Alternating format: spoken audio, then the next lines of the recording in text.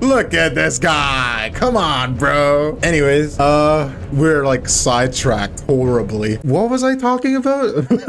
It's the best 4-star weapon, period. Better than the battle pass. Unlike 𝗖cie weapon banner, massive shade by the way, this is a great banner to pull on. Might be one of the best weapon banners to put out ever.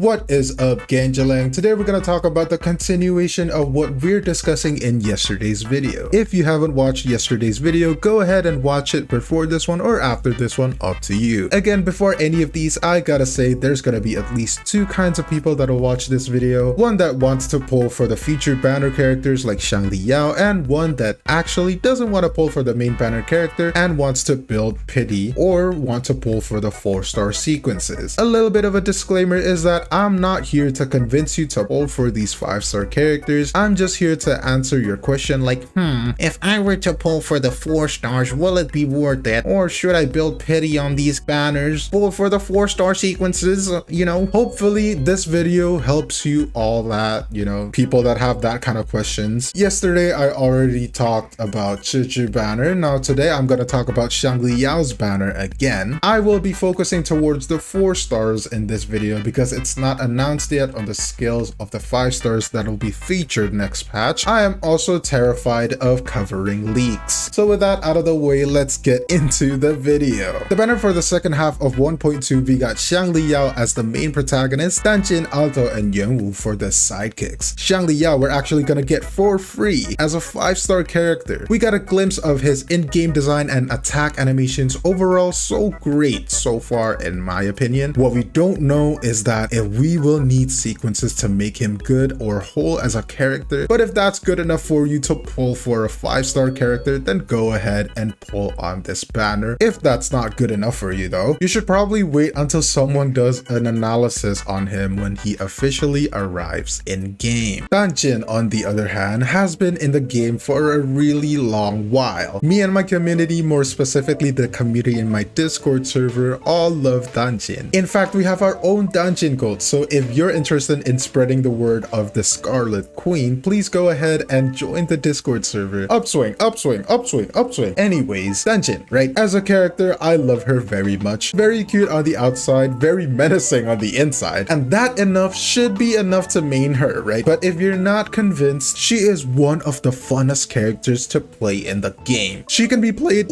she can be played as a solo DPS or as a sub DPS in a Havoc Rover team, for example. She makes use of one of the best, if not the best echo in the game, Dreamless. Very good parry abilities, and the best part, she does very good damage for a 4-star, and even greater potential to grow with even more sequences. With that being said, if you want to be a Danjin main and pull for her sequences, I got you in my basement. Anyways, Danjin sequences are all damage buffs, not required, you know, of course. I think she works well at S0 already, but every single one of them are just great to have. For example, we have sequence 1 right here. When she uses a skill on the opponent, her attacks is increased by 5%, stacking up to 6 times, so like 30% attack increase in total, and that is insane for a first sequence of a character actually. With the addition of the second sequence right here, now when she hits a skill damage to an enemy, not only will she get 30% attack increase in total, she will also get damage increase by 20%. That is insane. Now this is probably equivalent to Havoc damage bonus, right? Still, 20% is no joke. Sequence 3 is, you know, simple, increase liberation damage by 30%. She is also known as a burst DPS, so this is not bad. This is pretty nice. Sequence 4 is when her Forte skill goes like halfway, when she goes like halfway Forte bar, because maximum Ruby Blossom is 120, so 60 is halfway, right? She gets a critical rate increase of 15%, and the duration is basically indefinite. You might want to watch a Danjin guide for a fully in-depth video, or I don't know, maybe I'll make one in the future for you. Subscribe to watch it, you know? Subscribe, don't miss it. I will greatly appreciate it. Anyways, sequence 5, again is a damage increase. Havoc damage bonus is increased by 15% and 30% in total when her HP gets lower than 60%. So insane, insane. High risk, high reward gameplay. That's basically her whole gameplay, right? But now you get rewarded for it even further. Sequence 6, she gets a supporting ability. She could increase the attack of all team members by 20%. Absolutely great sequences overall. Very, very, very, very Sigma. Next, we have the Wuthering Waves icon. We got Aalto. Uncle Aalto. If you said, ooh, but Yang is the icon, well, unfortunately, you were just wrong because Aalto is very iconic. Look at his sunglasses, bro. Like, how do you even show his sunglasses? Didn't you show your sunglasses before? Am I wrong? Look at this guy. Come on, bro. Oh yeah, this is my favorite idol. Ooh, listen, this guy is so dope, bro. Anyways, we're like sidetracked horribly. What was I talking about? I think he's pretty cool, right? His hair is definitely unique. Never seen a gacha character with a hair like that. Also, as a character though, you know, pretty mid. His forte is pretty interesting, but it's hard to use properly in the end game. Call me having mastery deficiency, or dare I say skill issue, but it's actually hard to play properly. It's hard, like me. He is also overshadowed by, you know, another gun character that is also a sub DPS. Yeah. Maybe in the future though, like he might shine better with a, you know, a strong arrow DPS that doesn't utilize heavy attack as a main damage like Jian. I mean, well, Sanhua might still be better, but hey, I can't, you know, predict the future. Anyways, if you want to wield the sunglasses, man, let's get into the sequences. First sequence is a quality of life sequence. Nothing too crazy. Definitely will make him feel better to play, but that's about it. Second sequence, his taunt gets 100% more HP. When he attacks taunted enemies, Aalto gets a 15% attack increase, which is pretty small in comparison to, I don't know, Danjin, right? But yeah, I guess that's pretty nice, I guess. Sequence 3 is where it gets a little bit technical and nerdy. When Aalto's basic attack or mid-air attack passes through like a mist gate thingy, 2 more bullets will be generated, I assume, alongside with, you know, said basic attack, dealing 50% of the damage of the Wait, that's kind of insane, actually. A straight up 50% damage increase, no? Wait, this is... what? I mean, if you count out the liberation damage and the skill damage itself, it'll probably go up to like 40% damage increase, not 50%. What the Sigma? MTash told me this changes everything. Mr. Pokey said, devs, listen, that insane. Absolutely, absolutely. Okay, so sequence 3 is where Aalto gets good. Sequence 4, let's see the sequence 4. We got another damage increase, skill damage increase by 30%. He also receives less damage by 30%, so not bad. Sequence 5 is another damage increase by 25%. That's great, but oh, only for 6 seconds. So it's kind of mid actually. Sequence 6 is another damage increase. Okay, so another damage increase. Crit increase and heavy attack increase. In total, in comparison to S0's, S6 Aalto will have a 50% damage increase in total. That is pretty big for 4 stars, right? Remember that, you know, Aalto is single damage dealer though, so the big damage increase will make sense, you know, because it's a single damage dealer.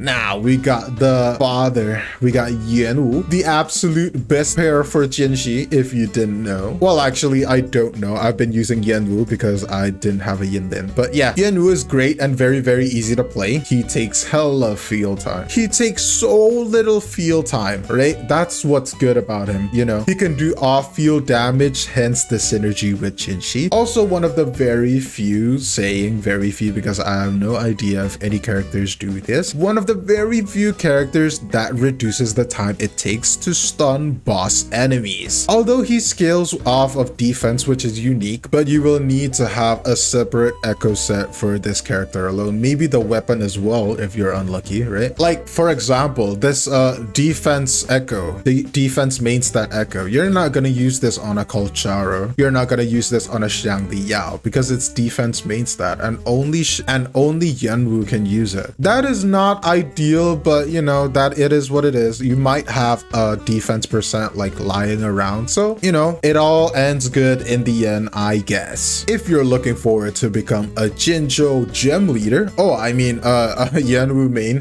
Pokemon reference by the way, let's look into the sequences. Now I believe Yuanwu works absolutely fine with S0, but the more sequence he gets, the better, right? Just like Danjin. Sequence 1, we got a basic attack and heavy attack speed increase, not damage, attack speed. That is a damage increase, but it wouldn't be 20% as it says. It's probably, you know, way lower, like I don't know, 2%. I'm like being really rough here, just like to your mother last night. Sequence 2 is a quality of life improvement, not bad since Yuanwu is pretty ult oriented play style, you know. His ult costs 125, so he gets a 12% ult energy for free when he does an intro skill, so that's pretty good. Sequence 3 is a damage increase, and it's a 20% damage increase, so that's not bad. Straight up 20%, never bad, actually a good number, a good damage increase. Sequence 4 is, in my opinion, when Yuanwu comes from being a good character to a great character. When he ults, on-field character will get a shield for 10 seconds. 10 seconds is pretty short, I know, but my Yuanwu does hella shield. Like as buff as my math quiz in my computer science degree or something. I haven't reached college yet, but like still. And a 10-second shield is not really a problem because his rotations are pretty fast, right? If you have good enough energy recharge, and remember that sequence 2 gives 12% of your ult up, you might be able to ult every rotation, getting buff shield every single time. Ideally, that's a good Yuanwu build, but hey, maybe you're just unlucky. And to that, I have a solution for you. Subscribe to me and I will personally call Kuro Games to buff your account. Join the Discord server, put up a UID in the UID channel, and I will personally call Kuro Games to buff your account. This is absolutely not bait, by the way. Subscribe right now to get creator blessing. And in my opinion, sequence 4 is where you should stop. I mean, obviously sequence 5 and sequence 6 is just great, you know, but who's gonna benefit from 32% defense increase other than Yuanwu? Probably nobody, right? Liberation damage bonus increased by 50%. That's pretty good, but like sequence 4, you're good enough, okay?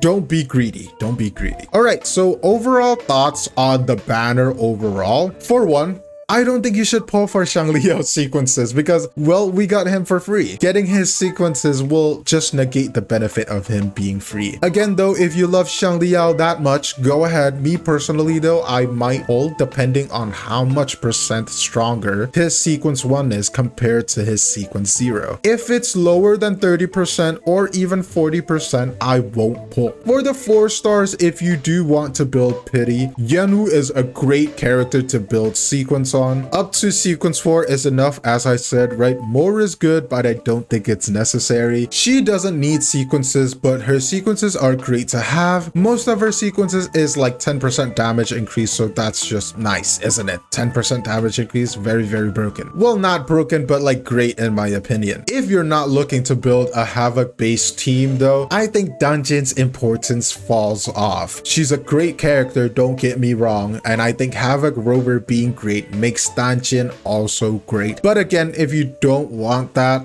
it's an L pull. Aalto, is my opinion, is always gonna be an L pull because he has very low flexibility in terms of team comps. There's also not really good team comps for him. Even if there is, it won't be the best in slot team comp. If you like Aalto, you're based, but you know, that's about it. Like, he could be really strong, like, don't get me wrong, but at the end of the day, it's still a team game. I'm being hella neutral right now, trust me. This hurts me more than it hurts you, Aalto mains. Overall, I think this banner is not really worth it to pull. Xiangli Yao you get for free. Danjin doesn't need sequences to function well. Aalto doesn't have a good team comp, and Yuanwu being the only good pull doesn't make the banner worth it. And that's just my opinion though. So if you want to pull for fun, be a little silly, I fully support it because I am absolutely all for it, my kings and queens. Now let's get into the weapon banner. Woohoo. His 5-star character, obviously, if you love Xiangli Yao that much, or if you want him to operate in his best abilities, you should probably pull for it regardless of the 4 stars. But if that doesn't convince you, let's talk about the 4 stars. First, we got Marcado. Finally, a 4-star weapon that can be usable for the 4 stars in the character banner. Kuro Games, it's not that hard to make good banners, bro. Your 𝗖cie banner has like insanely bad 4 stars on it, but this one, pretty good start. Marcado, we have a secondary stat that is energy recharge. Pretty high one, this one, like 51%. That is insanely high. We have an effect that builds conservator energy, goes up with the more sequences you have on the weapon. Now, this weapon is really good for Yuanwu because, well, it's not his best in slot, but it's a comfort build, you know? Like getting his ult every round will be easier with this. Getting his outro skill and leading into another character's intro skill will be a lot easier as well. So this could be a comfort weapon for consideration. Personally, me, 𝗖cie Yao, I would sacrifice damage for comfort because this game is less about damage sponges and more about like gameplay and skill base. So, you know, that's pretty cool. We got the next one, we got a 𝗖cie𝗽𝗆𝗵𝗁 right here, also in the middle. Now you might say, you know, it's a broad blade, right? You might say, nobody in the character banner uses a broad blade, so this is a bad one, right, Kyo-sensei? well, for that, you're right. But you need to know this. 𝗖cie𝗽𝗆𝗵𝗁 is actually the best in slot free-to-play 4-star for a lot of broad blade wielding characters right now. Autumn Trace, the battle pass weapon, being the best in slot 4-star in general, but for free-to-play, 𝗖cie𝗽𝗃𝗃𝗃 is the best 4-star free-to-play broad blade. So if you have a broad blade wielding DPS that doesn't have a 5-star weapon, every pull of this is a W. And that cannot be said for the next weapon we're gonna talk about. It's gonna be Nova Burst. Now, why can't I speak the same way for Nova Burst, you may ask? Well, 𝗖cie𝗽𝗃𝗃𝗃 is the best 4-star free-to-play weapon, right? For like broad blade. But for any gun user, Nova Burst is straight up the best in slot 4-star weapon. Better than the battle pass, because the battle pass weapon is kind of bad. Nova Burst is the best 4-star weapon, period. For any gun user, best in slot. I mean, obviously static miss is like obviously better. It's like, it's really hard to get, you know, to beat a 5-star weapon with a crit secondary stat, energy regen as the second, like as the effect as well. Like, you're gonna have a really hard time beating that, I guess. But overall, still a big W weapon banner to pull on. Unlike 𝗖ći's weapon banner, massive shade by the way, this is a great banner to pull on. Might be one of the best weapon banners to put out ever. I might have to fact check on that though, so, you know, take it with a grain of salt. That is it for the video. I hope it helps you in some kind of way, and if it did, please like the video, subscribe to the channel. We're almost at 3K subscribers. Join the membership if you feel like you vibe with the gang. Watch my other videos, boost my views, please. Get into the Discord server. We got a good community going on. Thanks for watching, guys. Cheers.